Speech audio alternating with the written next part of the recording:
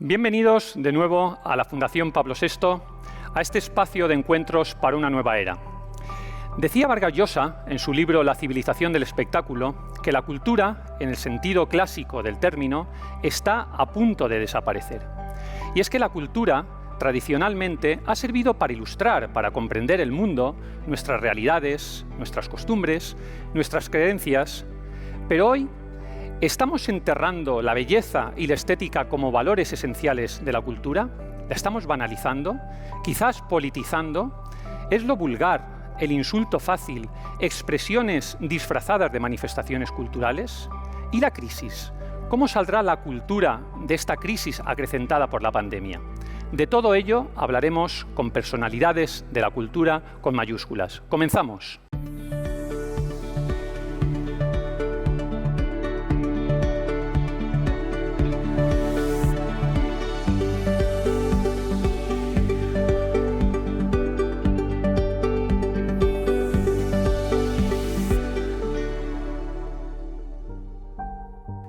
La cultura tiene nombres propios y hoy aquí tenemos a tres invitados absolutamente excepcionales.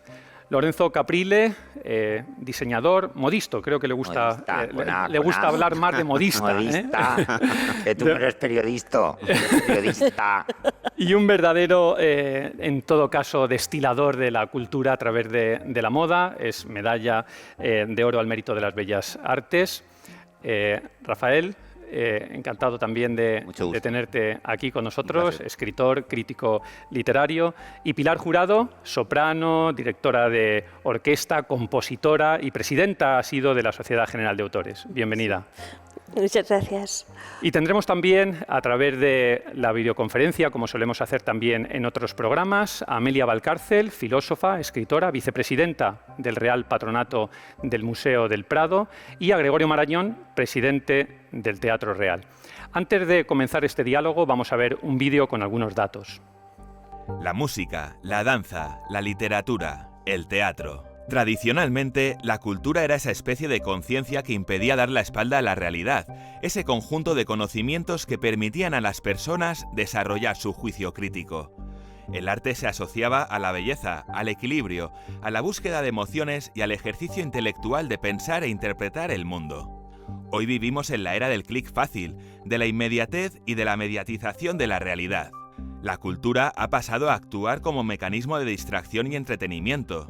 La figura del intelectual ha desaparecido del debate público y la gran cultura comienza a ser relegada al ámbito de unos pocos que luchan cada día por protegerla de los intentos de reducir todo al espectáculo fácil o de convertir lo soez, el insulto y la provocación en una suerte de expresión cultural. La estética está en crisis y la pandemia ha provocado pérdidas de hasta 200.000 millones de euros a un sector ya de por sí golpeado. Hoy nos preguntamos, ¿cómo saldrá la cultura de esta situación? ¿Cómo recuperar el valor de la belleza y la cultura con mayúsculas en la era del espectáculo? Bueno, pues comenzamos, si os parece, este diálogo. En ese libro que citaba yo al principio, en la introducción de Vargas Llosa, sobre la civilización del espectáculo, él habla de una especie de transición de la alta cultura, ¿no?, de la cultura de las élites, a una cultura de masas, donde incluso de esta cultura de masas habla desde un punto de vista quizás un poco despectivo, ¿no?, porque dice que al final todo se ha convertido en superficial. Vamos a centrar un poco el tiro. ¿Qué es la cultura? Lorenzo, si quieres, para empezar, ¿qué entiendes tú por cultura? Antes voy a hacer un paréntesis, que os agradezco que me hayáis traído aquí y un honor compartir con Gregorio, con Amelia y con nuestros dos invitados, pero vamos, que yo de cultura poco, que siempre he luchado porque la moda dependiera del Ministerio de Industria, que es lo que realmente es, una de las industrias además más duras y más complicadas de hoy, y no del Ministerio de Cultura. Bueno, la moda como cultura, bueno, pues sí, la moda de hace 100 años, pero lo que vestimos ahora de cultura tiene poco. Pero bueno, dicho esto, te regalan la medalla al mérito de las bellas artes y no vas a decir que no. Pues bienvenida sea. Me lo pasé fenomenal en Málaga y un día maravilloso, pero en fin, dicho esto, yo en eso soy muy tajante. Yo es que ahora cultura, para mí, cuando decimos cultura hay que decir entretenimiento y punto pelota. la industria que ha estado en crisis y que sigue en crisis y que ha sido golpeada por la pandemia no es la industria de la cultura. Bueno, la cultura es lo más barato que existe. Vas a una biblioteca, te pides un libro, lees, estudias, escribes, piensas, haces un comentario de texto, discutes o razonas con un amigo, y para eso no se necesita dinero, ni ganarlo ni perderlo. Lo que está en crisis, y yo me incluyo como figurinista de teatro y de musicales y de espectáculos de ballet, lo que está en crisis es la industria del entretenimiento, que es lo que creo que realmente queremos decir cuando hablamos de cultura, hablamos de entretenimiento puro y duro, que no lo digo en plan despectivo, me parece maravilloso. El entretenimiento puede ser además de todo tipo y de muchas clases y enriquecedor o no, pero estamos hablando de entretenimiento puro y duro. Ese es el gran debate, creo, en el siglo XXI. Los museos hace muchísimo tiempo que dejaron de ser esos templos del saber. Ahora son fábricas de entretenimiento, a ver quién monta la exposición más show-off, con colas y colas, y para hacerse el selfie con el cartel y decir, he estado aquí viendo, yo qué sé, los 100.000 Picassos o Velázquez, no sé qué, pero realmente culturizar a la gente, cultivarlas, en el sentido etimológico del término, no creo que la gente se cultive mucho, van por vivir la experiencia, que es otra palabra que está muy de moda ahora mismo. Ahora todo es una experiencia, vas a comprar a una tienda, es una experiencia, vas a comer a un restaurante, es una experiencia, vas, yo qué sé, a pasar un fin de semana en un puebluco y es una experiencia rural. Pues eso es entretenimiento puro y duro, que no es una crítica, ojo, simplemente vamos a llamar a las cosas por su nombre. Y Rafael, nada más. ¿estás de acuerdo? ¿Todo es cultura? ¿Todo es o hay que limitarlo? Parcialmente, estoy de acuerdo parcialmente. En primer lugar, yo creo que hay que dignificar lo que antes se consideraban artes menores. Por ejemplo, estoy pensando en John Ford. En los años 50 todavía un western se menospreciaba y se consideraba un mero entretenimiento. Hoy, en cambio, a John Ford se le considera un clásico. Podríamos decir lo mismo incluso del cómic. Yo soy un gran amante de Hergé, de Tintín, y bueno, pues ese arte menor es muy digno. Y en el campo de la música, yo recuerdo la manía que le tenía a Adorno al jazz, lo cual me parecía terriblemente injusto, ¿no? Él, frente a su pasión por Alban Berg o por la música dodecafónica, desdeñaba a figuras que hoy nos parecen auténticos clásicos, como John Coltrane o como Billie Holiday, perdón. Entonces se me ha juntado con Miles Davis. El cerebro a veces va más deprisa que el lenguaje, ¿no? Entonces el jazz, el western son cultura. Pero hay un conflicto ahora mismo entre lo que sería alta cultura, de la cual hablaba Ortega y de la cual habla Vargas Llosa, arte menor, que es muy digno y muy necesario, pero lo que está en crisis, creo yo, y es el mayor peligro, es el principio de jerarquía y de autoridad. Yo soy crítico literario del Mundo hace 20 años y ya lo que decimos los críticos no le importa absolutamente a nadie. Y además se ha caído en una perspectiva un poco banal. Bueno, eso lo dices tú. Antes el prestigio de un crítico, pienso en Rafael Conte, pues podía consagrar a un autor. Me acuerdo yo de Jesús Ferrero, cuando publicó Belvergín, le dedicó Rafael Conte pues una crítica espléndida y se convirtió de inmediato en un autor importante. Hoy en día eso no pasa, incluso las obras se imponen por sí mismas y los críticos hemos perdido toda autoridad. Y no quiero ni contar, yo que he sido profesor de instituto muchos años, la autoridad que tiene el profesor cada día menor. Entonces yo creo que por un lado hay que dignificar lo que se llama a lo mejor despectivamente artes menores y habría que buscar otra expresión para decir que Billie Holiday es muy importante, que John Coltrane es muy importante, que la moda también es muy importante, pero luego hay otro tipo de fenómenos, pienso en los clásicos grecolatinos, en Aristóteles, en Kant. Hay una serie de preguntas esenciales que únicamente puede contestar la alta cultura y que Kant las resumía en 4, ¿no? ¿Qué puedo saber? ¿Qué debo hacer?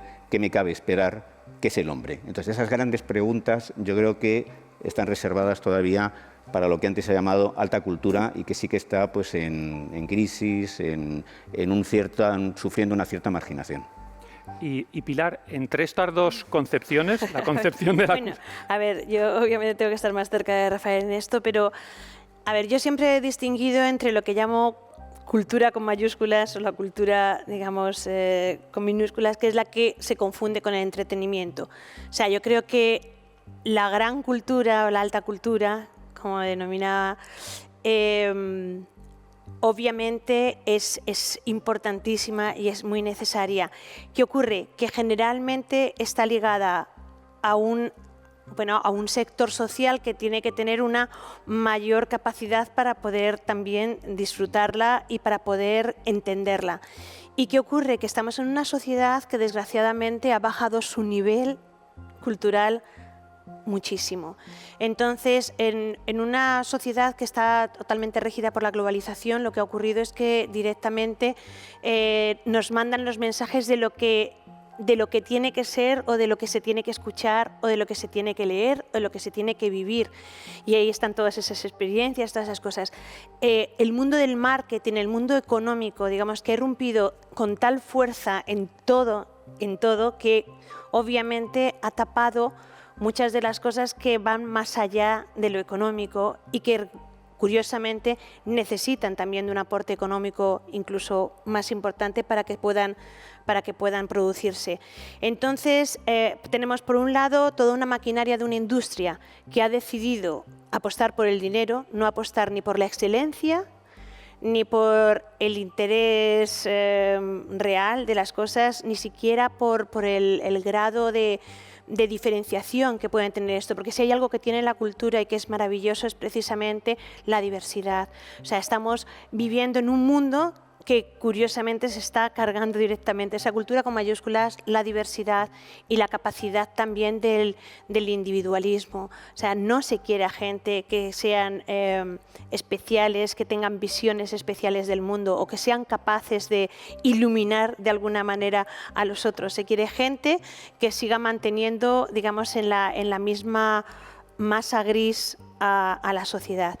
Y cuando Lorenzo decía lo de que él no considera que la cultura sea cultura sino mero entretenimiento, creo que se equivoca. No, la yo cultura, no he dicho eso. No, pero bueno. No he dicho eso, Pilar. He dicho pero, que cuando hablamos sí. ahora de cultura, en general lo sustituyes por la palabra entretenimiento y es exactamente lo mismo. Claro, pero lo que quiero Un poco decir pelota, es que... nada más. No, pero que lo Las que quiero series de decir es Netflix que... para mí no es cultura. Una película de Santiago Segura, y mira que le admiro, súper amigo mío y una de las personas más inteligentes que yo conozco, a mí no me puedes decir que la familia que he hecho yo un cameíto, además, que salgo yo, no me puedes decir que es que eso es cultura. Y es que eso yo lo he oído en televisión. No, es que esto es cultura, eso no es cultura, es una película familiar maravillosa que es puro entretenimiento. Que ahora iba eso, Lorenzo. Y están todos, dame la subvención porque estoy haciendo cultura, no, hijo, estás haciendo entretenimiento puro y duro. El entretenimiento, ese que para mí es entretenimiento y no es cultura, pues sirve para entretener. La cultura también entretiene, pero es algo más. En el siglo XXI cultura. ¿Qué es en el siglo XXI cultura? ¿Porque estar en el Teatro Real eso es cultura? ¿O por estar en un cine de barrio ya eso es entretenimiento? ¿Visitar en Palazzo, en los Uffizi, el Botticelli es cultura? No, eso es puro entretenimiento. La mayoría de las personas no saben ni quién es Botticelli, ni que le asesinaron, ni que participó en la conjura de los Pazzis, ni que esa Simonetta Vespucci, ni todo el significado de neoplatonismo que hay en esa pintura. Van a hacerse el selfie. Eso es puro entretenimiento.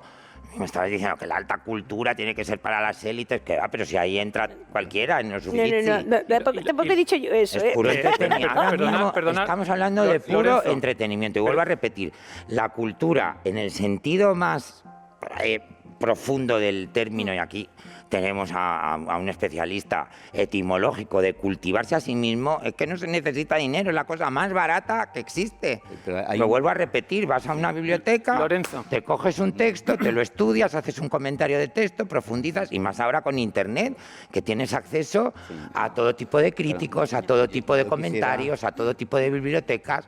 Lorenzo, quizás, si os parece, precisamente por lo que tú decías. Y que, ojo, que yo no estoy para nada renegando el entretenimiento. Si el entretenimiento es fundamental para el ser humano, nos tenemos que entretener y divertir, y gracias al entretenimiento han surgido muchísimas cosas. Por ver, Lorenzo, las distintas perspectivas, porque evidentemente desde cultura se pueden ver desde muchas ópticas, como la que tú tienes o como la que tiene Pilar o Rafa. Quizás nos parece, por poner un poco alguna base en común, que eso que llaman ahora la democratización de la la cultura. Lo que ha derivado ha sido de una alta cultura que antes estaba muy bien delimitada. Pero ¿por qué no definimos primero qué es cultura en el siglo XXI? Y que ahora la cultura ha derivado en otro ámbito. Vamos a definir eso. Rafael. Y hay una cosa, bueno, hablarte de este debate, yo creo que las preguntas que yo antes mencionaba y que están en Kant, que se supone que es un punto de inflexión en la historia de la filosofía, nos las seguimos planteando todos. ¿Cómo justificar nuestros actos morales? ¿Qué nos cabe esperar? Ahora con la pandemia hemos tomado conciencia de nuestra fragilidad, del hecho de que somos seres finitos, de que la muerte nos acecha y que puede sorprendernos en cualquier y esas momento. preguntas las responde la serie Acacias 38 de Televisión 1. ¿Eso es cultura? No, yo pienso que Perdón, un momentito, Lorenzo, que termina Rafael. Quiero hacer una precisión muy importante. Y además tomando una idea de Vargas Llosa. Todos tenemos dentro demonios interiores. Un lado morboso y perverso, que unos son capaces de desinhibir y llevar adelante pues, sus fantasías más perversas y otros, por el contrario, inhiben. Si desde los medios se fomentan esos demonios de los que hablaba al analizar la obra de Bataille, pues bueno, que todo el mundo tiene un lado de que ve un accidente y hay algo en nuestro interior que en vez de tener respeto hacia la víctima, sentimos curiosidad por lo cruento. Si desde los medios se dedica a embrutecer a la gente, arrojándole como si el público fuera fieras este tipo de espectáculos morbosos, evidentemente la gente se embrutece. Y otro problema es en la enseñanza. Yo fui profesor de filosofía en instituto antes de pasarme al periodismo y tuve mucho contacto con chavales jóvenes. Por ejemplo, di clases de filosofía, pero también de literatura, latín, etc. Y en literatura cada día progresa más la gramática a costa de la literatura. Los chicos no saben sintaxis, no saben ortografía, pero son capaces de decirte lo que es una oración de relativa en función adverbial. Y yo les hablaba de Gabriel Miró, que es uno de mis escritores preferidos, y le decía que era uno de los mejores prosistas del siglo XX. Y un alumno de 17 años me dice, bueno, ¿y por qué el libro de texto le dedica 2 líneas? 2 líneas a Gabriel Miró. Y en cambio, pues la mayor parte del libro está ocupada por la gramática. Yo creo que yo sí creo en la alta cultura, que es un concepto que simplemente se pone de manifiesto por nuestra finitud. O sea, el hecho de llegar a muerte nos convoca a reflexionar sobre el sentido de la vida y sobre si hay algo más allá. Entonces yo sí creo que es importante, me callo, para, que la alta cultura, ese concepto se preserve. Estoy de acuerdo contigo, pero no hemos definido qué es cultura en el siglo XXI. Pues vamos a ver si y más a mi favor, la alta cultura de la que estás hablando tú es lo más barato que existe. El Renacimiento. Porque esas preguntas te las puedes responder tú mismo en tu casa, estudiando, leyendo, consultando en internet, y no hace falta ni subvenciones, ni grandes movidas, ni nada. Es algo baratísimo, súper íntimo y súper personal. Lorenzo, vamos a ver si nos ayuda. Lo que esta definición. Muchísimo dinero y estar mendigando y buscando un productor y dando el coñazo y dando tal, y lo digo por experiencia, es el entretenimiento. Eso sí. Claro. Lorenzo, vamos a ver si nos ayuda a definir esta pregunta que está reclamando Amelia Valcárcel, que ha conectado con nosotros. Amelia, bienvenida. Hola, Amelia. Buenas tardes. Muy buenas tardes. ¿Qué tal? ¿Cómo estás? Aquí padeciendo la pandemia, como todos. Como todos. Bien, encantada de estar aquí y enormemente divertida con todo lo que voy escuchando. Muy bien, mucho, pues, Amelia, yo tengo muchas preguntas, pero hay una que Lorenzo nos está pidiendo que la definamos desde el principio, y tiene razón. ¿Qué entendemos o qué debemos entender por cultura hoy, en el siglo XXI? Bueno, pues dado que Lorenzo, que ha estado tan enormemente simpático, he de confesar que es con quien más me he divertido de momento, es quien pide semejantes definiciones, y aunque a mí las definiciones no me parecen la mejor manera de entrar a algo, vamos a suponer que por lo menos utilizamos esta palabra cultura en 3 sentidos. 1, primero, que sepamos que es un germanismo que no aparece hasta el siglo XIX, cultura, y que esto quiere decir determinado tipo de bienes y creaciones tan especiales que tenemos que tener por ellas una reverencia cuasi religiosa. 2, es una cosa que la antropología maneja como cultura, conjunto de normas y vida simbólica en la cual un determinado grupo humano se desarrolla. Y por último, cultura, es eso con lo que se hace un ministerio y que posee un presupuesto generalmente muy grande y que tiene que ocuparse de cosas que digamos que como poco suelen ser heteróclitas. Pero vamos al asunto que, a ver, estaremos todos de acuerdo en que es primavera, ¿hasta ahí? Estaremos todos de acuerdo también en que probablemente uno de los mejores poemas escritos jamás en lengua española es el de Machado, El Olmo Viejo, que es un poema a la primavera. Es decir, al olmo viejo, hendido por el rayo. Un pequeño brote le ha salido. El poeta lo ve y dice: olmo, quiero anotar en mi cartera la gracia de tu rama verdecida. Esto es lo que dice Lorenzo, dice, es que esto es muy barato. Esto vas por ahí, te lo lees y el entretenimiento, por el contrario, no siempre es barato. Vamos a ver. ¿A vosotros os parece que es igual este chico por el cual se está manifestando alguna gente y llevan 5 días de marea que Antonio Machado? No, en absoluto. Evidentemente no. Claro, evidentemente no. Claro. Evidentemente no. Totalmente Entonces de el acuerdo. asunto es, Antonio Machado ha puesto en el mundo algo que antes no existía y que cualquiera que quiera tener algo que se parezca lejanamente a haber conocido de lejos el espíritu, tiene que conocer. Pero no es verdad que sea barato, porque para que una persona pueda disfrutar con estas cosas se exige una enorme cantidad de aprendizaje. Es decir, lo que nunca es la cultura, y yo creo que ahí el jurado estará de acuerdo conmigo, la cultura exige una pedagogía brutal, porque se nos presentan como cultura, y sobre todo como alta cultura, productos que, me vais a permitir un latinajo, ¿verdad?, que prima facie, así de entrada, que diríamos, no le gustan a nadie. Nadie es capaz de disfrutarlos. Imagínese a alguien que dice, es que yo la primera vez que escuché la Sinfonía 40 la disfruté mucho. Lo dudo enormemente.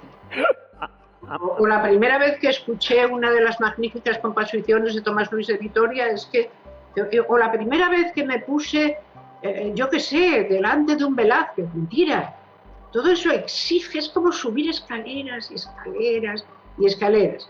Tiene razón Lorenzo, que lo estoy tomando como interlocutor válido porque ha sido el más duro de todos. Tiene razón en que dice, oye, todos los que van a los Uffizi y se ponen delante de Botticelli es que tienen una alta cultura, unos más y otros menos. Pensemos una cosa, y en eso creo que no tiene tanta razón. Es la primera vez en la historia de la humanidad que tal cantidad de gente tiene acceso a la gran cultura. No le vamos a llamar a la alta cultura, sino a los grandes contenidos de cultura. Nuestra capacidad, por así decir, de fruición está exponencialmente multiplicada. Yo me explico lo de Adorno, cuánto he disfrutado también esa intervención, ¿no? Me explico lo de Adorno, porque claro, Adorno dice, bueno, ¿qué es esto? Dice, no, en la época de la reproducción técnica que nunca termina, pues no, la música lo que hay que hacer es escucharla cuando uno es niño, desde la habitación de arriba, porque sus padres han llevado unos amigos y están tocando una sonata en el salón, y eso de ir y que simplemente se compre uno un disco no va a reproducir jamás lo que era aquello. Era pelín elitista, ¿no? Adorno. Va a ser verdad, en el Hotel Abismo eran así. Amelia. Pero de nuevo lo que Jurado dice, a ver y termino de momento, porque me dejáis. La cultura puede ser entretenimiento, pero no es su destino final, serlo. Eso, La cultura no nos salva de nada, no nos hace mejores, no nos enseña el sentido del mundo. Tampoco. O sea, no imaginemos que es tan trascendente. Simplemente es un enorme desafío para cumplir una cosa que dijo Kierkegaard. Si tú eres un ser humano, mídete con esto. Porque si no te puedes medir, mira, probablemente lo parezcas, pero no estás dando la medida, no es la de esas cosas. La de esas cosas. Y pensemos además, y ahora es verdad, que estamos hablando al fin y al cabo de Occidente. Es decir, lo que llamamos nosotros alta cultura, la gran cultura, ¿hasta qué punto es planetariamente valorada como tal? El relativismo cultural tiene sobre la alta cultura un interdicto. Amelia, precisamente, perdona que te interrumpe ahí, pero quizás lo que estáis poniendo de manifiesto es que valores, decíamos antes, valores esenciales como la estética y la belleza, y tú comparabas antes a Antonio Machado con ese chico, del que a lo mejor luego también surgirá en el debate, son Oye, los yo valores... lo hacía por pura maldad, ¿eh?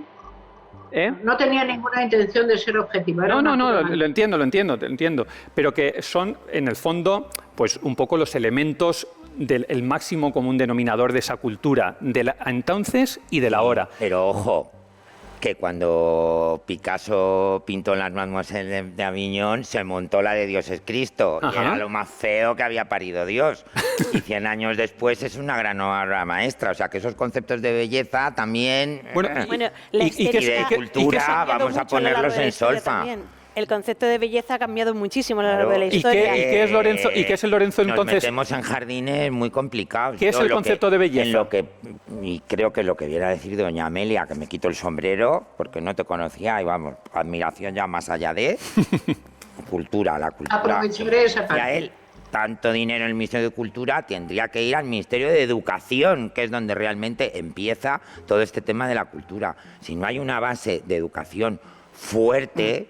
aprender, enseñar a los chicos no a memorizar tal, sino a distinguir, a razonar, a elegir y a pensar por ellos mismos, ni Museo del Prado, ni Aviñón, ni nada de nada. Pero, Lorenzo, ese es el origen de la cultura, de verdad, en mi humilde opinión. Sí, déjame que te pregunte, para que me digas, la moda me dices, no es arte, vale, no es cultura, bueno, puede ser otra cosa. La de ahora mismo, no. Vale, pero tú sí que buscas... que se vestía hace 100 años con una perspectiva de un siglo y tal y cual y pascual, pues puede ser, no te digo yo que no, dentro de las artes menores que estaban perfectamente definidas en el Diego Angulo, magnífico libro, y en el Azcárate, que ya no se estudian, magníficos textos los dos.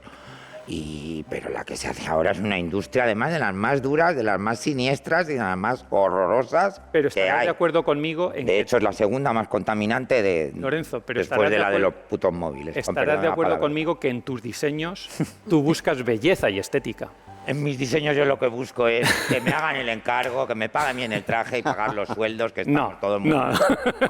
No solo eso. No es mi problema. Es honesto. Estás siendo... estás siendo honesto, como dice Rafael, pero no. Tú sabes que buscas belleza, y en la música, por ejemplo, Pilar, también se busca belleza y estética. Absolutamente. Lo que pasa es que es verdad que, a ver, todos somos... fruto también de una evolución también en la parte estética y artística, es decir, que obviamente las cosas que se hacen en el siglo XXI no pueden ser las cosas que se hacían en el siglo XVIII. Y uno de los grandes, por ejemplo, problemas que tenemos en la música y en la creación contemporánea es que, a diferencia de lo que ha ocurrido a lo largo de la historia, que es que todos los que escuchaban la música que se hacía en el momento, la música que la corte encargaba y que se hacía para un determinado concierto, para una determinada situación. Sin embargo, a partir de un determinado momento, y precisamente porque son las multinacionales las que deciden poner de moda a los antiguos y grabar de repente a determinados nombres y hacerles importantes a determinados antiguos, por eso digo, a determinados nombres de antiguos. Porque acuérdate lo de Silos. Pero por Dios, déjame terminar una sola frase. ¿Te acuerdas cuando se puso de moda lo de los...? Madre mía. Perdona. Entonces, cuando llegamos a eso, lo que ocurre es que de repente estamos viviendo en un siglo en el que, ya desde el siglo XX, en el que por primera vez se escucha más la música de los que han muerto que la música de los que están construyendo nuevos territorios. Si a eso lo unimos, además, un momento de búsquedas y de manierismos tremendos, como puede ser toda la época de lo decafonismo, de serialismos, de performance y de nuevas búsquedas frente a la pérdida de la tonalidad, nos encontramos con que parte de ese público se dispara y se va. Pero ¿qué ocurre? Que otra vez vuelven a venir momentos más consonantes, momentos de búsqueda y momentos de belleza. Y ahí llego a lo de la belleza. Es decir, que yo creo que en el fondo, ¿qué es la belleza? Pues la belleza es aquello que reestructura tu espíritu, que reestructura tu alma, que te hace sentir de repente que estás bien. ¿Por qué? Pues porque tiene una serie de tics, vamos a llamar, de cánones, que hacen que tu cerebro se coordine y de alguna manera se alinee con eso y se sienta bien. ¿Y dónde está la belleza generalmente? Pues en aquello que tiene unas ciertas repeticiones geométricas o unos ciertos control de las dimensiones, de las tonalidades y demás, que hacen que nosotros nos pongamos en mejor situación con nosotros mismos. Y ahí es donde vemos algo y decimos, ¡oh! y nos surge un síndrome de Stendhal tremendo, como me ocurrió cuando fui la primera vez a Notre Dame y estaba sonando un órgano y de repente entraba la luz por allí, parecía una película, entraba la luz, el órgano sonaba, los coros cantaban y yo entré, vi todo aquello y esa belleza me mantuvo durante 5 minutos absolutamente inmóvil y llorando. Pues ahí está la belleza. Y Pilar, déjame que le preguntemos a Amelia de belleza. Ella escribe mucho sobre estética y ética, partiendo de aquella idea de Wittgenstein, ¿no? De cuando decía que ética y estética es lo mismo. Bueno, me estoy metiendo, Amelia, en un terreno que es muy tuyo y que lo conoces perfectamente, ¿no? Pero esto que estamos hablando, de la belleza, la estética, la elegancia, el buen gusto, ¿es propiedad de una determinada clase, de las élites, o es propiedad de todos? ¿Debería de pertenecer a todos? ¿Hay una falsa nostalgia sobre el buen gusto? ¿Qué nos puedes decir? Pues dos cosas, si tenéis paciencia. Una, se me permite citar a San Agustín. Yo es que todos los inviernos leo enteramente una de las obras de Agustín, porque me parece uno de los tipos más inteligentes que haya existido, no porque me guste todo lo que dice. Y Agustín tenía un pequeño problema que se parece a un problema que tenemos ahora. A ver, ¿eso qué quiero decir? Agustín dice que él, claro, él comprende que alguien como él ya no tiene que ir al circo a ver cómo se mata a la gente en las peleas de gladiadores. Que él incluso, las últimas veces que ha ido, pues se intenta tapar con el manto la cara para no ver los golpes finales, ¿no? Pero que, claro, se ha dado cuenta de que mira por debajo del manto. De que después de todo, aquello que es horrible le fascina. Y tiene que seguir mirando. Pues yo creo que tenemos un grave problema con lo que está pasando ahora. Nunca la belleza estuvo tan al alcance de todo el mundo. Nunca. Ni nunca las grandes obras, en efecto, fueron tan baratas. Es que Lorenzo tiene razón frente a Rafael y a Pilar, que en esto le miran con cierto diciendo, oh Dios mío, que nos ha salido un hermano de Bansky aquí. No. Pero es que estamos en una época expresionista y el expresionismo no es bueno. El expresionismo acaba con cualquier finura que se necesite para una apreciación de lo que determinamos no ya como hermoso, sino como exquisito, que es un grado distinto de la belleza. Si uno entra en Notre Dame, ojalá podamos volver a entrar en Notre Dame y volver a ver los maravillosos vitrales y ya, aunque no suene nada, de verdad, Pilar, estar allí, ¿no? Ojalá sea eso posible. Puede ponerse a llorar. Yo recuerdo cuando en el Prado restauramos el Ecce Homo del Greco, yo nunca lo había visto tan de cerca y su restaurador, Rafael, me llamó, me dijo que subiera. Y me puse allí y estuve llorando 10 minutos, sin poder articular palabras. Porque cuando algo es inmenso, se te pone delante, ¿no? Pero ¿qué es lo que nos pasa ahora? La belleza hay que aprenderla, es un arte duro, captar la belleza. Luego la captas, pero tienes que haber subido muchos escalones. La exquisitez es desdoblar eso todavía un poco. Y lo que ahora pasa es que entre la exquisitez, por un lado, y la ordinariez, por otro, es como si la belleza no tuviera sitio. A ver, os pido 100 disculpas, pero la cosa es fácil en el fondo. O sea, ¿por qué somos expresionistas? Vosotros, como yo, de vez en cuando veréis alguna película o serie o cosa. Os dais cuenta de que antes, cuando algo horrible iba a pasar, nos lo insinuaban y aparecía un fundido en negro. ¿Recordáis cuando las cosas eran así? Y ya nos dábamos cuenta, y decía, a fulanito le van a cortar la cabeza, lo cual sin duda es una cosa horrorosa. Veías como el verdugo levantaba y entonces había un fundido en negro. Pues ahora nos sacan la cabeza, la sangre, nos la enseñan, no sé qué. Estamos como antes de que Agustín se tapara la cabeza con el manto. Ese expresionismo brutal en el que estamos entrando es enemigo de la apreciación de la belleza. Y el expresionismo solo tiene enfrente a la exquisitez, que muchas veces no es verdadera, simplemente es cursi. Y por el medio, lo verdaderamente apreciable sufre. Es decir, yo, si me permitís este juicio, yo es así como lo veo. Nuestra época está teñida de barbarie y sin embargo es una época pacífica, confortable de vivir, agradable como ninguna otra. Es como si viviéramos en la contradicción de vivimos mejor que nunca y nos estamos embruteciendo. ¿Cómo es posible? Rafael, perdón Amelia, Rafael, tú también has escrito sobre todo esto, sobre el insulto, la provocación ideológica, la palabra de barbarie, ¿no? a la que se refiere Amelia, que se disfraza muchas veces de expresiones culturales, ¿no? Y se disfraza de esa manifestación cultural, dice, bueno, es que esto es cultura.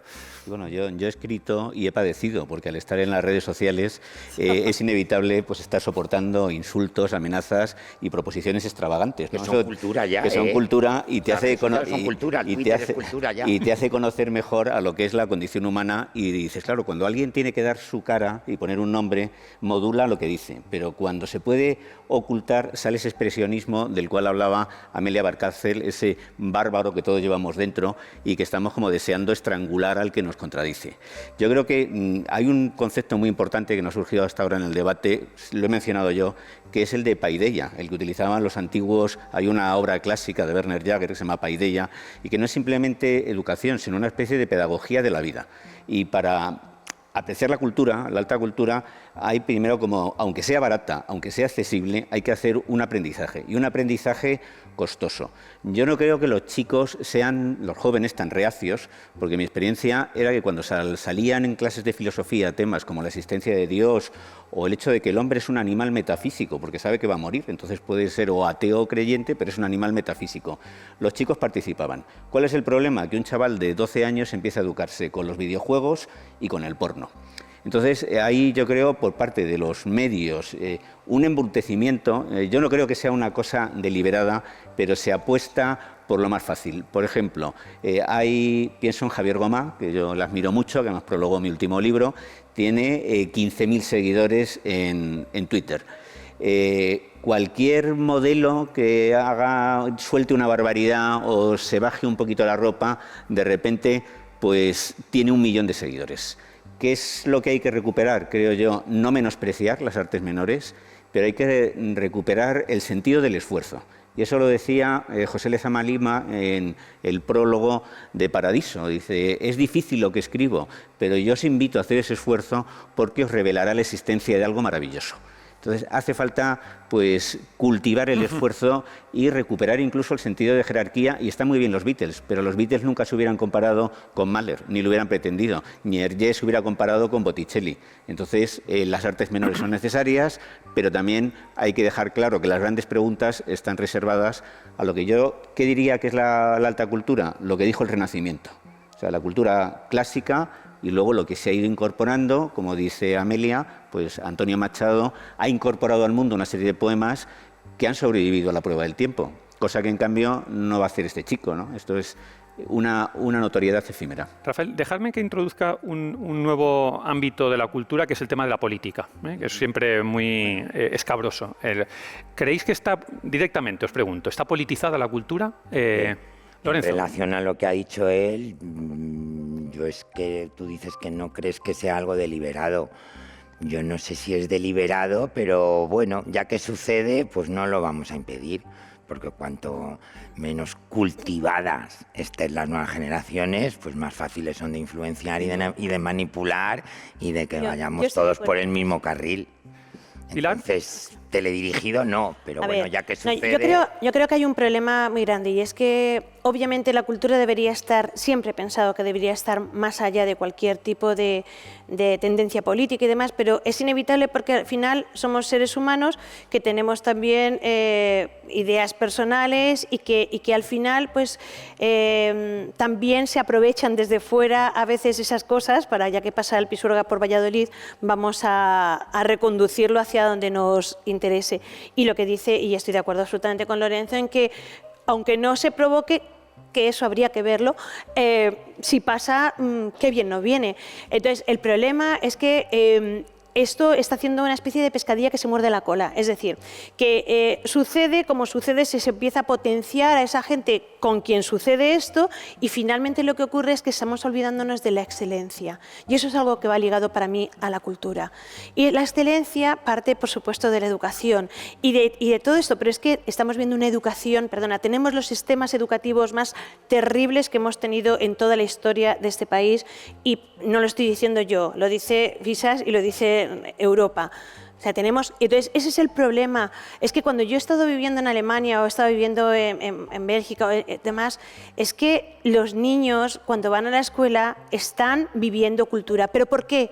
Porque lo viven en sus familias. Y ahí llegamos también a otro tema importantísimo, la importancia también de tu bagaje familiar. Y lo hablo yo, que vengo de una familia que nadie era músico y que nadie podía realmente introducirme a la música, pero sí tenían esa inquietud de que si yo tenía algún tipo de talento había que fomentarlo. Y eso no ocurre tampoco ahora mismo en general en la sociedad. Y Pilar, os pregunto, sobre todo a Lorenzo y a ti, Pilar, que estáis en el mundo del negocio, tú, Rafael, desde la crítica literaria, pero vosotros, ¿os parece que os abren o se cierran puertas dependiendo del sentido político o no? En mi caso, yo, gracias a Dios, eso no lo veo. Tú no lo ves. Pero, a ver, yo, digamos, mi faceta de figurinista, no me dedico a ser figurinista profesional.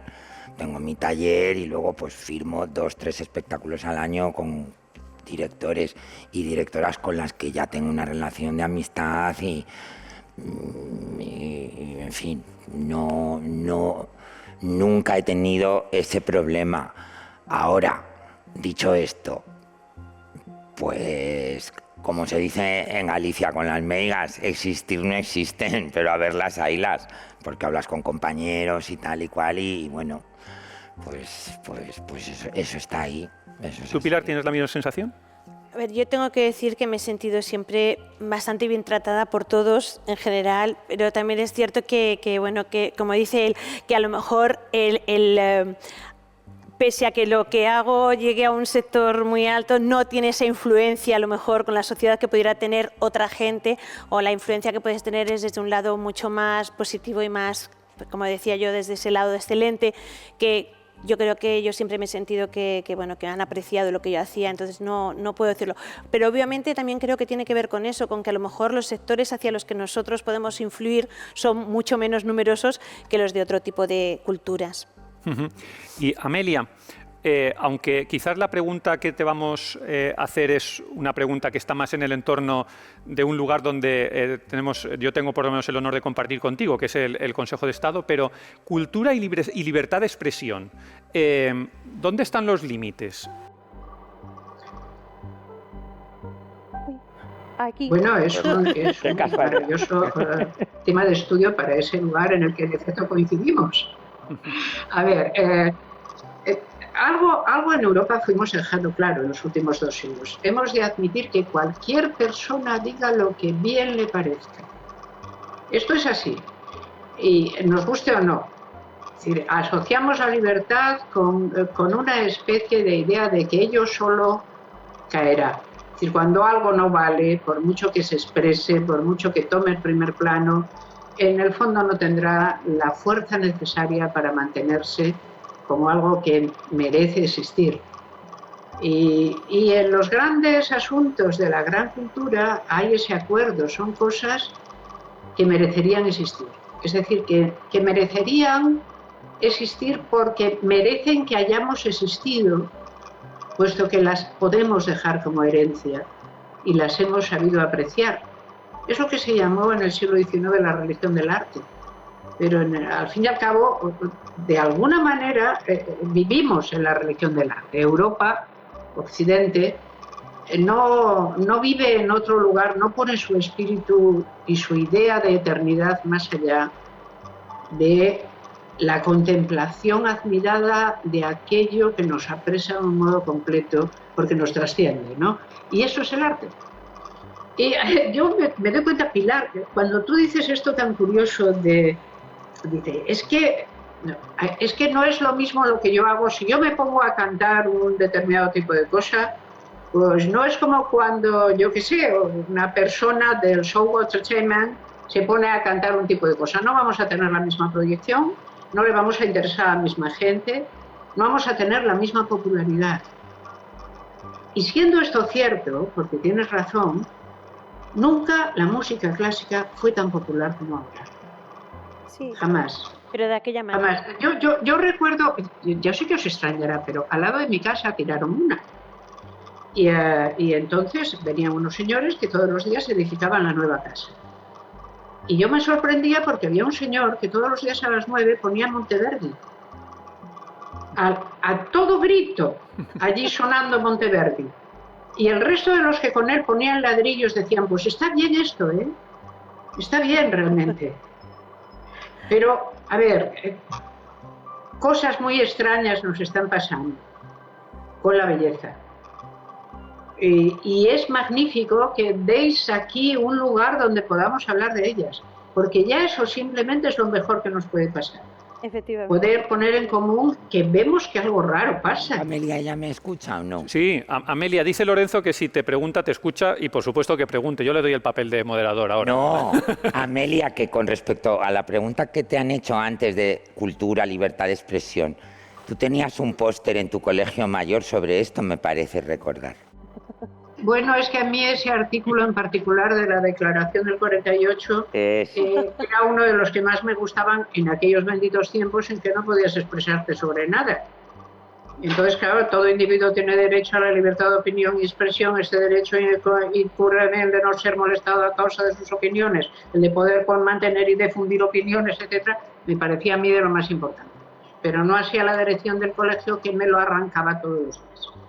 Todos los días. Entonces yo lo que hacía era que lo hacía un poco más grande, un poco más grande, un poco más grande, y al final ocupó el artículo de la declaración toda la pared, y aquel día la dirección del colegio mayor tuvo una idea por fin inteligente y dijo: se prohíbe cualquier tipo de cartel. Así que yo tuve que quitar mi pared y pude ver cómo la colegiala de la habitación de enfrente salía y me miraba con un odio verdaderamente terrible mientras enrollaba un póster de Camilo VI. Claro, claro. Pero eso tampoco me dolió especialmente, me pareció una parte del mundo. Vamos a ver, imaginemos, de nuevo, imaginemos que la gente que sale, no, es difícil, pero pudiera ser, que sale y se manifiesta por la libertad de expresión, piense realmente que este individuo, en cuyo honor lo hacen, es poco menos que Antonio Machado. Imaginemos, puede haber alguien que crea realmente, cada generación tiene sus luchas, yo tuve aquella, puede haber gente que crea, pero ¿por qué no? Este es terrible, a este tipo, no le dejan decir lo que piensa. La parte en que amemos la libertad, esa parte siempre es digna. La parte incluso en que nos equivoquemos amando la libertad siempre es digna, porque la libertad es el nervio de nuestro mundo. Ahí es difícil equivocarse, y por eso, digamos, vamos a ponerle a la libertad de expresión como fronteras. No, lo que vamos es a mantener la libertad de opinión. A mí lo que más miedo me da, y ahora a nuestro moderador, y entonces le cito la casa común, esa donde nos vemos más, que es el Consejo de Estado. El mayor atentado a la libertad de expresión no me parece que alguien diga algo totalmente impropio, sino que exista un delito de odio que no sabemos en qué consiste.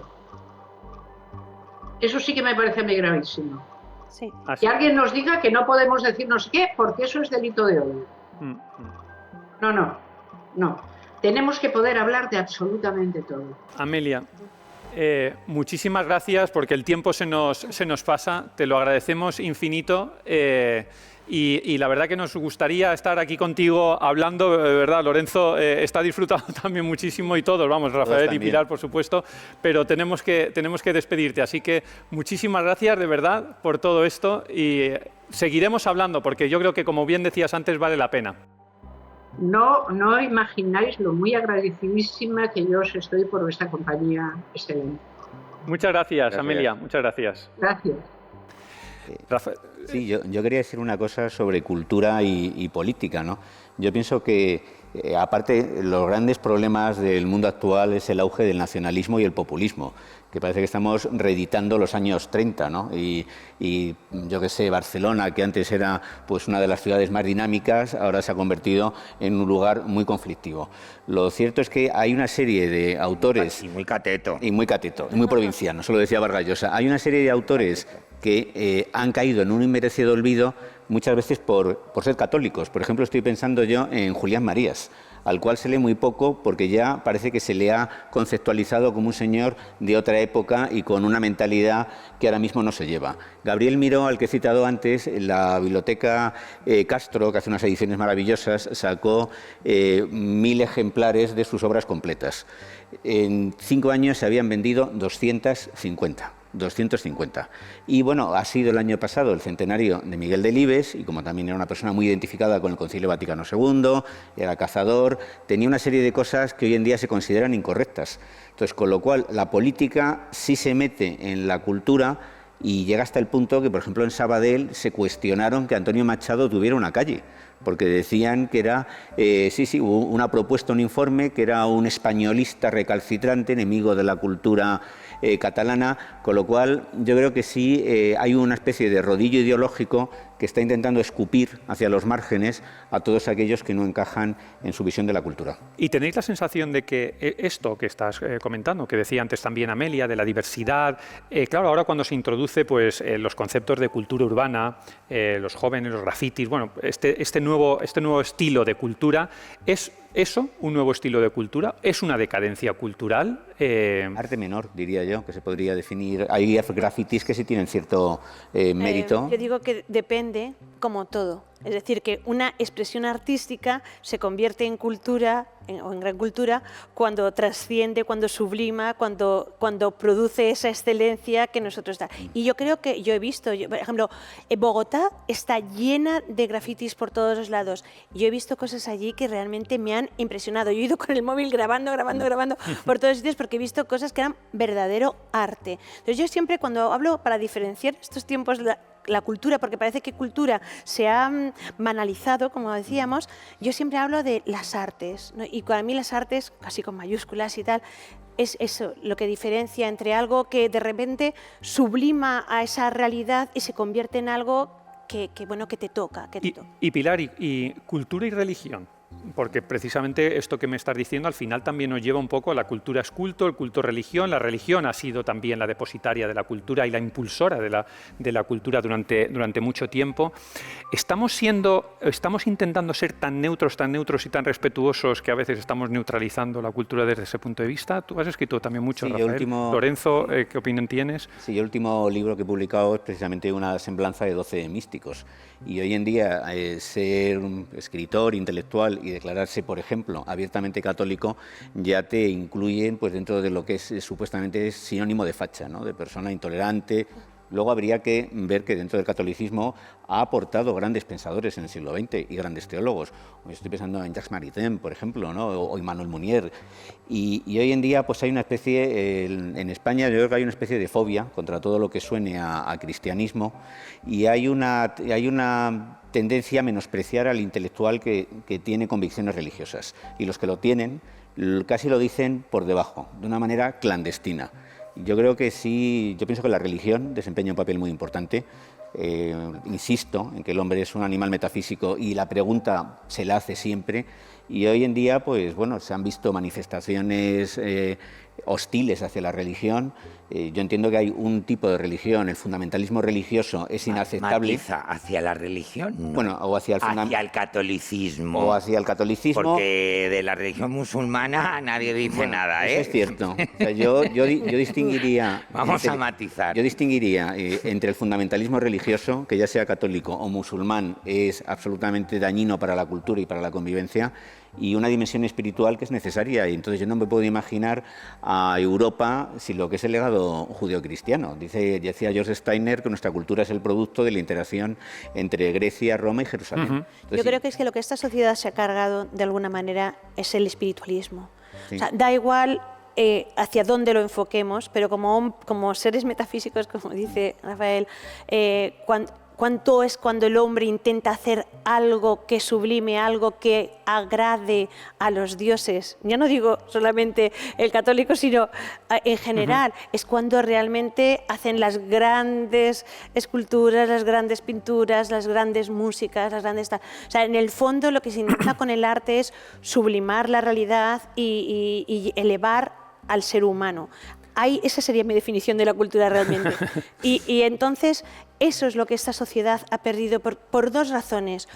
Una, por la velocidad a la que vamos y porque la tecnología ha hecho que todo todavía vaya muchísimo más deprisa. Nunca como ahora podemos comunicar lo que está ocurriendo en medio segundo a la otra parte del mundo. Nunca hubiéramos podido hacer lo que hemos hecho ahora mismo con Amelia en otros momentos de nuestra existencia, con lo cual todo esto hace que todo tenga que ser muy rápido, todo se tiene que producir una cosa tras otra. No hay tiempo para disfrutar. Pilar, precisamente como no hay tiempo, te voy a interrumpir. Perdón, vaya hombre, como no hay tiempo, te voy a interrumpir. Pero porque no tenemos... hay tiempo para disfrutar. Y ese es el problema. El no tiempo para disfrutar impide también que las expresiones artísticas tengan más prodigamento. Hay que aprender a vivir más despacio. Perdonad que os interrumpa porque es que tenemos a Gregorio Marañón, el presidente del Teatro Real. Gregorio, bienvenido. Muy buenas noches, ¿qué tal estáis? Hola Gregorio, ¿qué tal? Hola, ¿Cómo Gregorio. estás? Muy bien. Muy bien, qué gusto ver a unos amigos ahí también muy cercanos. Muy bien, pues muchas gracias por conectar con nosotros. Mira, queríamos preguntarte, tú eres presidente del Teatro Real, si la cultura es cara directamente. Muchas veces dicen que, claro, es que una entrada del Teatro Real o de cualquier otro teatro es muy cara, pero me pregunto si no es menos cara una entrada del Bernabéu. ¿Es caro o no es cara la cultura? Si me permites un comentario sobre lo que acabáis de decir. Por supuesto. Y siento este flashback. Cuando hablabais digamos, de la imposibilidad o de las dificultades que hay sobre la proclamación de una fe religiosa en estos momentos en el ámbito de la cultura, yo quiero deciros, y como persona que yo creo que soy el mayor de todos vosotros, que ha vivido en dictadura, que una de las cosas que aprendes pronto es que la autocensura es peor que la censura misma. Entonces yo sí creo que hay un cierto encogimiento en quienes son creyentes a la hora de reconocer su fe al margen de lo que son sus planteamientos, digamos, más sociales, culturales, etcétera, ¿no?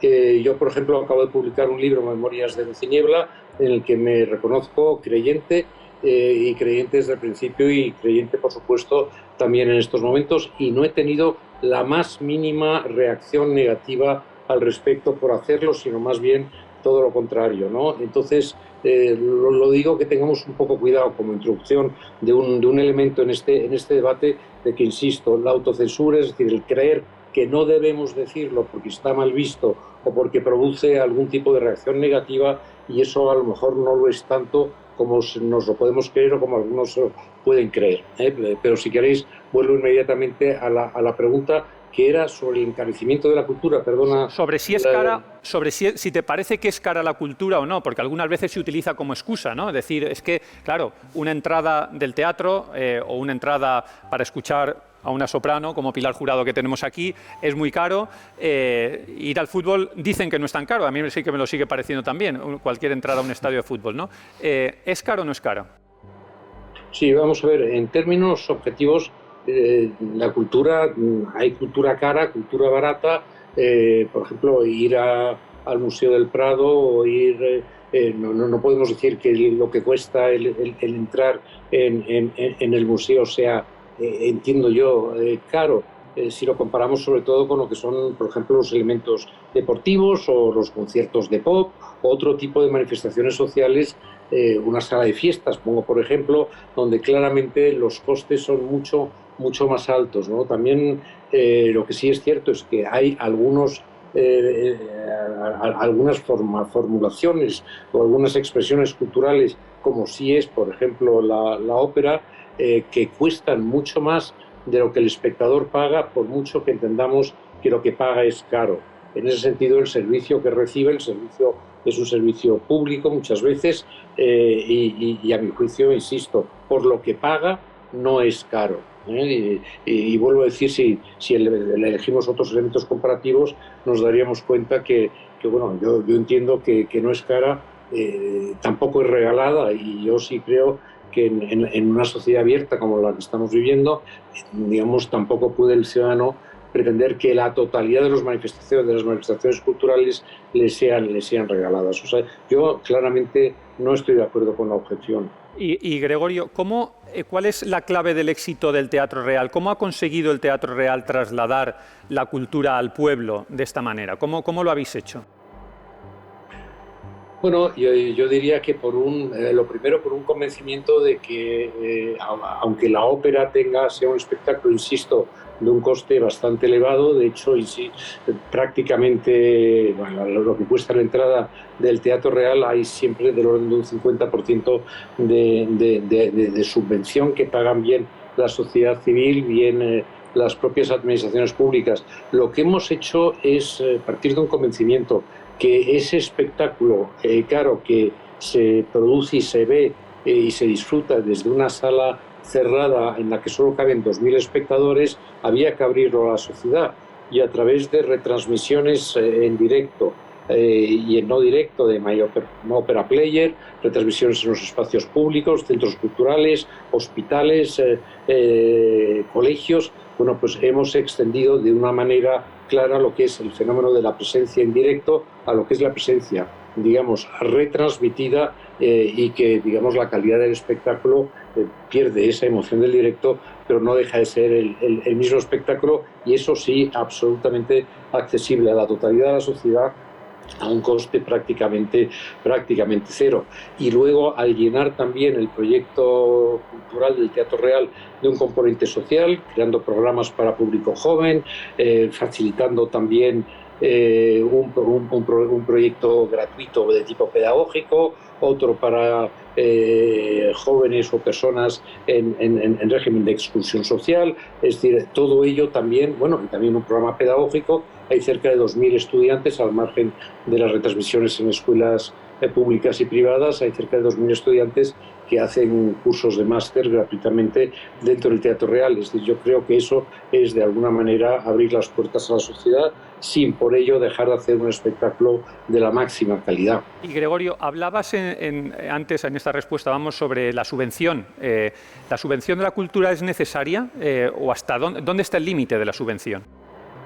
Vamos a ver, yo creo que la cultura es en sí mismo un servicio, un bien social, ¿no? Socialmente deseable. Y bueno, nadie se cuestiona en países más desarrollados que el nuestro, culturalmente hablando, como puede ser Francia, Inglaterra, como puede ser Alemania, pero nadie se cuestiona la subvención a lo que es la cultura. Bueno, que además de hecho la cultura aporta cerca de un 3-4% del Producto Nacional Bruto, pero no se lo cuestionan no por esta aportación a lo que es el crecimiento económico de estas sociedades, sino porque básicamente la cultura tiene un elemento identitario que es un bien social, y sociedades, digamos, tan fraccionadas territorialmente como la española, pues necesitaría yo creo que claramente de un refuerzo de estos elementos identitarios de tipo cultural. También la sociedad, la cultura comporta pues una cultura inteligentemente planteada, comporta también elementos críticos y elementos utópicos al tiempo, que son obviamente también socialmente, yo creo que actitudes y posicionamientos, por decirlo de alguna manera, que contribuyen al bien común. En ese sentido, yo vuelvo a insistir, yo no creo que la cultura sea cara, y más bien lo que diría es que en España convendría que hubiera incluso más subvenciones públicas para la cultura. Pues Gregorio, muchísimas gracias por tus respuestas, por tus valoraciones, y hasta la próxima. Muchas gracias a vosotros. Pilar, ¿están bien pagados los actores? ¿Cuándo? Actores en general, no actores del cine. ¿Ahora? Ahora Está todo fatal, y ahora estamos todos con la pistola puesta aquí y bueno, intentando reconstruirnos, intentando reinventarnos, intentando hacer que lo que hacemos y lo que queremos seguir haciendo, ver cómo podemos darla. Yo creo que, a ver, hubo una época en la que en España se pagó mucho, a veces incluso en exceso, por cosas que en otros lugares del mundo no se pagaban.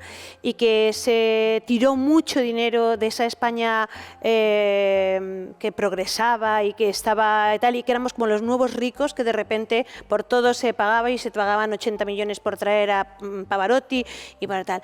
Luego después pues vinieron las vacas un poquito más delgaditas y entonces se recolocó, y digamos que entonces ya se nos ajustó a todos un poquito, ya iban viendo lo que pagaban en otros sitios y se ajustó. Y ahora estamos en un momento en el que yo creo que bueno, pues que es que no te puedo decir en este momento, porque en este momento no lo sé, pero bueno, yo creo que se adecuaron más o menos, pero es verdad que se han ido reduciendo paulatinamente bastante los cachés de los artistas en general.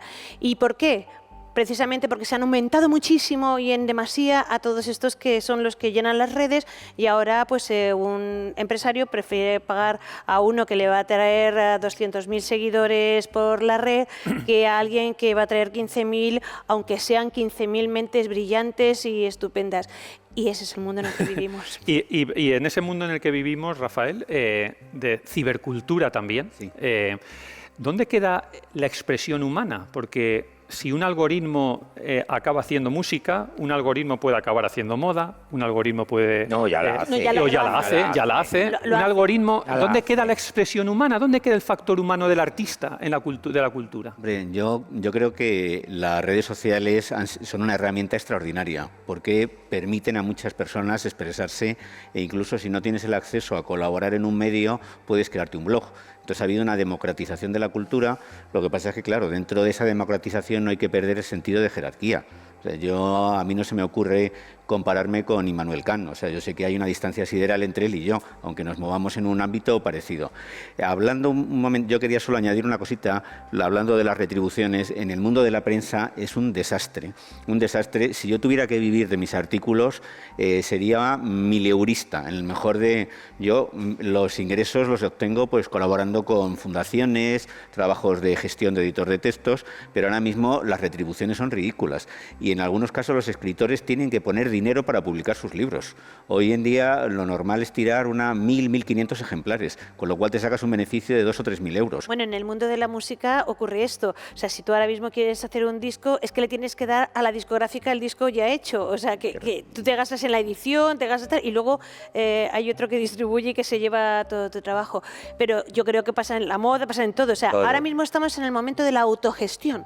Es decir, sí, que todos los artistas de alguna manera hemos tenido que aprender o tendremos que aprender, y yo intento enseñar a las nuevas generaciones a cómo autoproducirse, porque si no eres capaz de producirte tú, el propio torbellino en el que vivimos y la cantidad de ofertas que hay en todas impiden que puedas hacer nada, que puedas comenzar una carrera.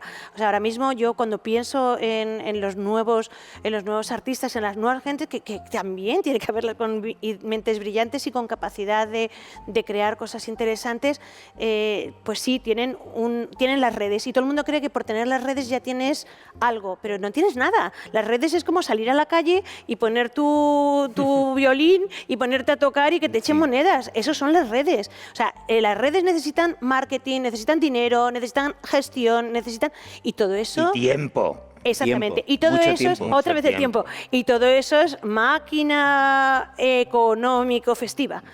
Y ahora tenemos plataformas, Netflix, Spotify, y hay que pagar a los artistas a través de esas plataformas. Lo humano, yo creo que sigue existiendo. Yo, en mi experiencia, yo en las redes tengo unos 20.000 seguidores, tampoco que sea mucho, pero sí he notado yo que cuando... Por ejemplo, yo luché contra la depresión muchos años y lo pasé muy mal, conseguí superarlo, y cuando he hecho reflexiones sobre lo que fue mi experiencia, o sobre hace 2 o 3 años perdí a mi madre y a mi hermana con una diferencia de 20 días.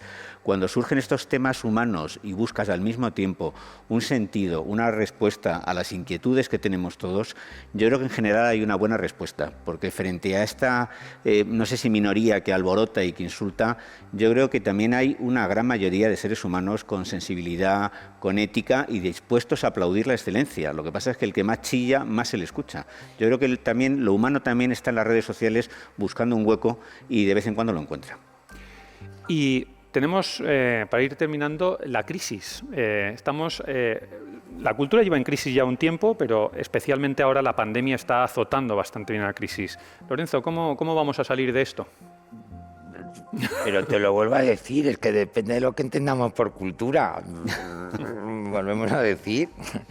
En ese sentido, la pandemia, la cultura tal y como en mi humilde entender entiendo la cultura, pues oye, te ha permitido estar en casa, tener tiempo, poder leer, poder escribir, poder reflexionar, poder estudiar, que eso es lo que yo realmente entiendo por cultura, pero es mi opinión.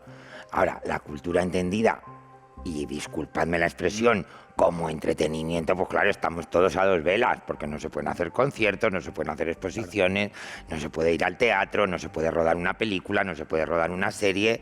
Entonces volvemos a lo de siempre, vamos a definir qué es cultura. Porque escribir, leer y pensar, pues durante los meses duros de confinamiento nadie te lo ha prohibido. Es más, vamos, yo igual me considero un bicho raro y un privilegiado, pero hasta la he disfrutado porque he tenido realmente más tiempo, claro. Que en este momento creo que es el lujo máximo del ser humano, el tiempo, como decía Pilar, tiempo para poder disfrutar y enriquecerte y cultivarte y mira, nunca mejor dicho, cultivarte de cultura y poder, pues eso, pues plantar cosas aquí para que florezcan. Muy rápido, Pilar. Quería decir simplemente que es que la cultura, o sea, y depende en qué especialidades, en qué disciplinas, la cultura, como dices tú, tienes un acceso fácil. Pero, por ejemplo, en la música, yo puedo componer muchísimas cosas, pero la música solamente es música de verdad cuando todo eso que yo he escrito llega a una orquesta y lo toca, o cuando hay alguien que se sube a un escenario y lo interpreta, o incluso cuando yo lo canto, o cuando pero tiene que ocurrir el proceso artístico, sale de ti mismo y tiene que llegar, y para llegar a los demás se necesita dinero y se necesita poder estar en un espacio. Yo creo que la cultura en general y la alta cultura ha sufrido muchísimo esta crisis, muchísimo. Todos, obviamente, todo lo que tiene que ver con el sector cultural es de los que más azotados están, y yo la verdad es que aprovecho ya este medio que tenemos para decir que estoy cansada, voy a utilizar un término así, de que solamente se hable de los bares, de las discotecas, de los hoteles. No, perdón, hay muchísimos miles de personas en este país que viven de la cultura, del entretenimiento y de la cultura. Y de la cultura que es entretenimiento también, pero que es cultura. Y es toda esa gente está en sus casas y se están abriendo. Es verdad que en España se están abriendo teatros, cosa que no está ocurriendo en otras partes del mundo. Es verdad que se está haciendo con un cuidado tremendo, y aprovecho para decir cultura segura, importantísimo. Estamos haciendo un esfuerzo por volver otra vez a ir a los teatros, por arriesgar incluso nuestro propio dinero para poder hacer esa manifestación artística, porque creo que esto va a durar mucho. Y esto necesitamos también que la gente se acostumbre a vivir con esto con mucho cuidado. Aquí matizo y digo una cosa politiquísimamente incorrecta. Dice Pilar, en España, y yo especifico, sobre todo en Madrid. Vale. Vamos a dejar las cosas claras, porque en otras comunidades autónomas los teatros están cerrados, etc., los cines, etc. Y en Madrid, ahí lo dejo. Podemos ir al teatro, podemos ir al cine, podemos ir a los conciertos, porque yo he ido al teatro, he ido al cine, he ido a los conciertos y aquí estoy, no tengo COVID, no tengo nada, me han metido el palito ya, hasta por el culo ya me lo han metido, como ahora ya se puede, y estoy libre de todo. Que vamos a especificar en Madrid. Pues ya, que me pongan verde, que digan que lo que sea, pero es que esta es la realidad. Aquí, Lorenzo, terminamos. Rafael, Pilar, muchísimas gracias. No sé si, Lorenzo, hemos acabado de definir cultura. Yo he disfrutado mucho de este diálogo. Yo creo que no lo hemos definido. Pero que gracias a Dios creo que es un término, y creo que ellos también lo comparten, que es indefinible. Sin duda, sin duda. Gracias a Dios. Lo que sí que es evidente, Lorenzo, es que la música la literatura, la moda. Bueno, la moda no lo sé. En general, La todos, música de teatro, todos seguro. estos aspectos de los que hemos hablado sí que construyen belleza, sí que construyen estética, son, como decía el clásico, el alimento del alma, y quizás en este momento de pandemia los necesitamos más que nunca, necesitamos esperanza y necesitamos también de esa belleza y de esa estética que nos dan la cultura. Muchísimas gracias, Lorenzo, Rafael, Pilar, muchísimas gracias. Y gracias a todos ustedes por seguirnos. El próximo diálogo, el próximo encuentro, hablaremos sobre la tiranía del clic, por qué todos nuestros hijos quieren ser youtubers, por qué tenemos esa afición por el like, y ahora les dejo con la película 15 minutos, protagonizada por Robert De Niro. Muchísimas gracias.